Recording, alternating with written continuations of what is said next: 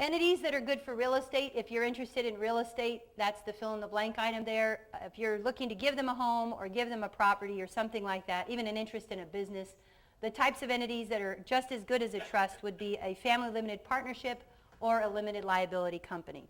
What are the very best assets to give?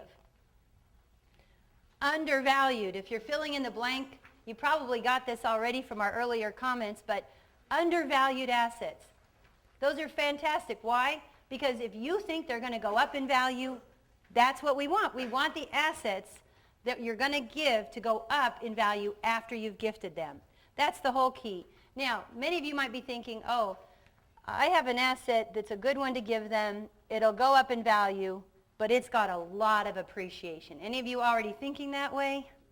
So what do? Because here's the rule. When you transfer an asset that has a lot of appreciation, and you put it in a trust, let's say, for your children or grandchildren, and it was good for inheritance tax purposes, it was great for lawsuit protection, but the one negative was they take on your purchase price when it's a gift.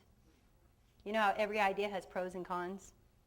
Well, lifetime gifting's biggest negative, is that when you give an asset, the recipient takes on your basis, your purchase price. So on some gifts, we say, could we pick a different asset? Because that one would be better for them to hold, and then at your death, they get a full step up in basis, and they can get that clear and free from all previous capital gain.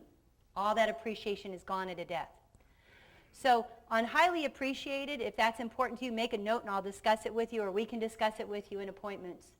The reason I mention that is because sometimes we want to just wait till the first spouse passes away. We had this happen with a client that had a lot in Dana Point. They were going to build a home there. They decided not to. Very large lot, wonderful on the ocean, just beautiful. They were both in their late 80s, and they were thinking if they sold it, it had already appreciated. They'd held it so long. If they sold it, they'd have capital gains. They didn't really want to gift it to the kids because the kids weren't looking to develop it. All we did was say, keep that in the estate until the first spouse dies. That way, if either husband or wife passes away, the way we designed the trust is everything in the trust would get a step up in basis, and now the surviving spouse can sell it or gift it. Much better plan.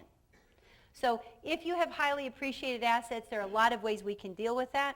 Either switching it, or we might do what we talked about the sale to a defective grantor trust. Sometimes that's a solution.